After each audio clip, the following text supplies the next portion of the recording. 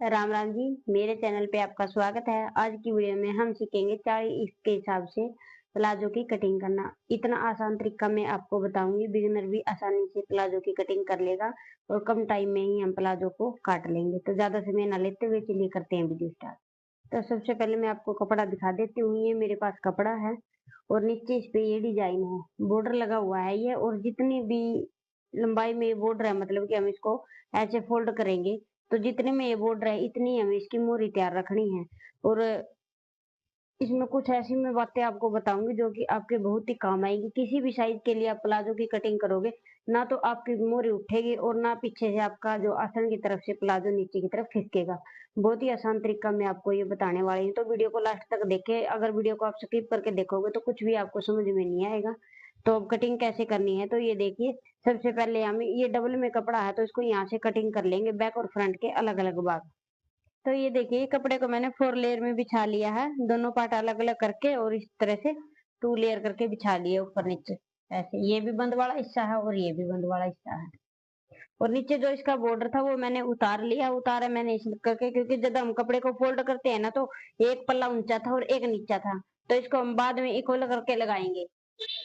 अगर आपके प्लाजो के कपड़े में भी कुछ इस तरह की प्रॉब्लम है, ऊंचा नीचा होता है या अड्डा टेढ़ा कहीं से जाता, तो आप इस बॉर्डर को उतार के दोबारा से लगा सकते हो। देखो जो उतरता नहीं है तो उसपे तो मजबूरी है हमें कैसे भी कटिंग करनी। अगर जो उतर जाता तो आप उसको उतार के और फिनिशिंग के साथ तैयार करें प्लाजो को।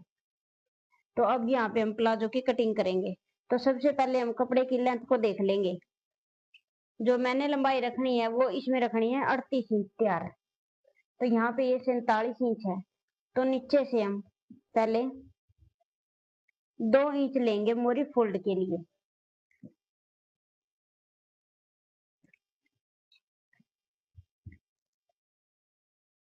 और यहाँ पे इस निशान को कर लेंगे सीधा। सीधा करने के बाद यहाँ से अब हम जितनी हमारी लंबाई तैयार है उतनी रखेंगे, 38 इंच। तो यहाँ पे 38 इंच पे एक निशान लगा लेंगे। आपने यहाँ पे बिल्कुल ध्यान से देख लेना है। हम बैक और फ्रंट दोनों ही एक साथ कटिंग करेंगे।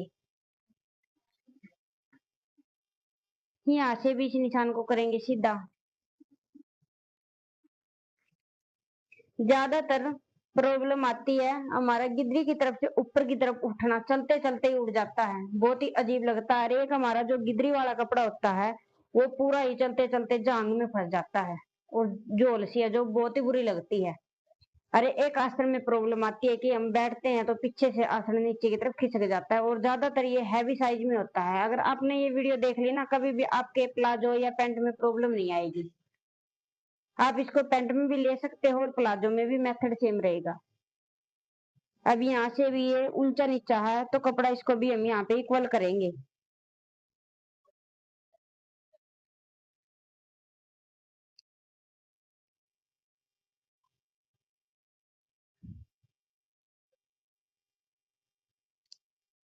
इस तरह से जो ये मैंने लाइन खींच दी है इससे आगे की तरफ हमारे मर्ज जो मेजरमेंट है वो उसके निशान लगेंगे। तो सबसे पहले ये देखिए हिप है 40, तो 40 का हम चौथा हिस्सा करेंगे तो आएगा 10 इंच। तो 10 इंच में हम यहाँ पे 3 इंच ऐड करेंगे तो हो जाएगा 13 इंच। ये हम लास्टिक वाला बनाएंगे। तो यहाँ पे 13 इंच पे मैंने निशान लगाया, ऊपर से हम लगाएंगे 2.5 इंच पे निशान। ये है लास्टिक का। यहाँ तक हमारी लंबाई थी, जो ये एक्स्ट्रा है इसलिए हमारा फोल्ड का होगा इस तरह से। अब इसी निशान के ऊपर से हमें आसन लेना है। यहाँ पे आसन हम 1 इंच बढ़ाएंगे, जैसे ईप का चौथा हिस्सा करेंगे तो होगा 10 इंच, तो उसमें हम 1 इंच बढ़ाएंगे आएगा 11 इंच। तो 11 इंच पे निशान लगा लेंगे। और कितना भी हैवी साइज हो तो आपने 12 इंच से ज्यादा आसन नहीं रखना है। और एक है, आप हाइट को देखते हुए ही प्लाजो की या पैंट की कटिंग किया करें, क्योंकि हाइट क्या होता है, कई बार लेडीज की हाइट है जो वो छोटी होती है और हिप साइज बड़ा हो जाता है। अगर हम हिप के साइज से माप के चलेंगे तो लेडीज का जो हाइट कम है उसकी, तो उसका आसन तो बिल्कुल ही घुटनों से नीचे आ जाएगा। तो ये चीज आपने जरूर ध्यान रखनी है।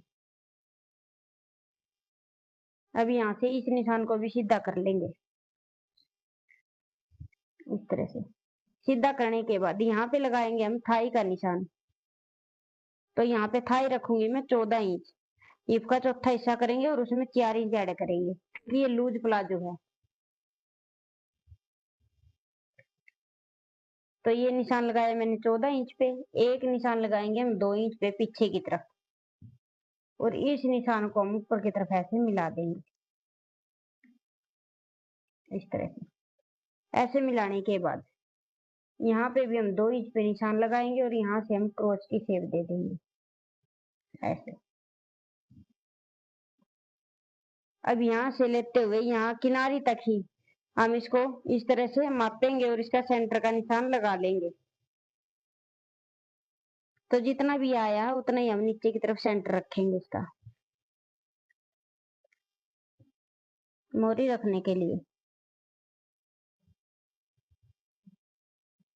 इस तरह से अब यहाँ से हम मोरी तैयार रखेंगे। मोरी कैसे रखेंगे, पहले हम इस बॉर्डर की जो गोलाई है उसको मापेंगे।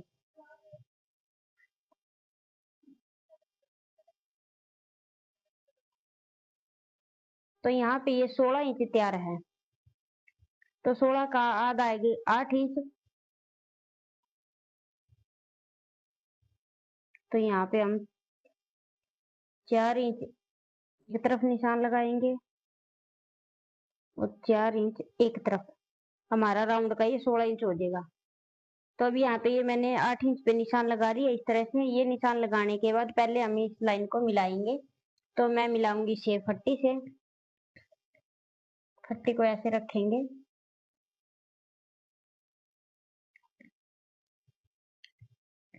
और ऐसे मिला देंगे, और अब ऐसे पलटेंगे और इस तरफ से भी ऐसे मिलाएंगे इस तरह से। ऐसे मिलाने के बाद अब ये देखिए ये हमें निशान लगा लिए प्लाजो के। अब जो हम आगे की तरफ लेंगे तो वो दोनों में ही सेम लेंगे, बैक में भी और फ्रंट में भी। ये नहीं करेंगे अगर हम बैक को छोटा रखेंगे और फ्रंट को बढ़ा के, बैक को सॉरी बढ़ा के लेंगे और फ्रंट को छोटा रखेंगे तो ये हमारी पैंट की लुक आएगी। तो हमें प्लाजो बनाना है इसको। तो यहाँ से हम आगे की तरफ 2 इंच लेंगे और इसमें भी आगे की तरफ हम 2 इंच ले लेंगे इस तरह से। ये हमारा मार्जिन होगा। अगर हमको ये लगेगा नहीं थोड़ा और लूज करना तो मार्जिन में से ही हम रख लेंगे, ठीक है। तो आप पहले ही मार्जिन ज्यादा ले। अब यहाँ से देखिए हमें बैक को उठा के कटिंग करना है। तो यहाँ से पहले हम 2.5 इंच पे एक निशान लगाएंगे इस तरह से, और इस निशान को हम यहाँ पे मिला देंगे ऐसे, और यहाँ से ये बैक क्रॉस की शेप देंगे। ये देने के बाद अब इस निशान से हम ऊपर 2.5 इंच ऊपर निशान लगाएंगे। इस साइज के अंदर लगाना है ये। इससे क्या होगा, हमारा आसन नीचे की तरफ नहीं खिसकेगा। अभी इस निशान को इस तरह से तिरछे में हम यहाँ पे जो ये मैंने 2.5 इंच का एक्स्ट्रा निशान लिया था लास्टिक फोल्ड के लिए उसके ऊपर मिला देंगे ऐसे। तो ये मैंने निशान लगा लिए हैं। अब इसकी कर देंगे हम कटिंग। तो मैंने बहुत ही आसान तरीका ये आपको बताया। अगर फिर भी कहीं कटिंग में आपको डाउट लगे तो आप कमेंट करके पूछ सकते हो। तो सबसे पहले हम ऊपर से ही इसको कटिंग करना स्टार्ट करेंगे, क्योंकि हमारे चारों पल्ले हैं ये।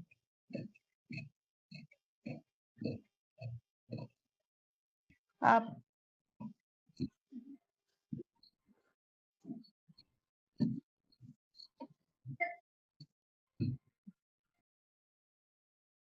तो यहाँ से मैंने एक तरफ से इसको कटिंग कर लिया है इस तरह से।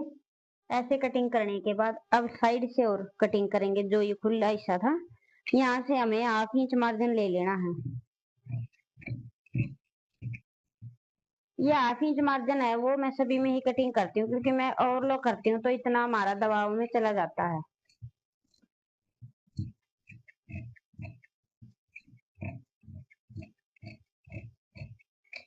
तो इस तरह से ये मैंने साइड से भी इसको कटिंग कर दिया है। अब ये देखिए पहले हम यहाँ पे कट लगा लेंगे चारों पल्लों में। अब आपका ये डाउट रहेगा कि जो मैंने बैक उठा के कटिंग किया है वो दोनों में ही है, बैक में भी और फ्रंट में भी। अब इसको हम अलग कैसे करेंगे, तो ये देखिए ऊपर के आपने 2 पल्ले उठाने हैं जिसमें आपने निशान लगाया है, और बैक पल्ले को आपको नीचे की तरफ इस तरह से कर देना, नहीं निकाल देना है अलग से करनी। और जो ये हमें उठाया है इसको हम कटिंग कर देंगे यहाँ। ये हमारा फ्रंट पल्ला बन जाएगा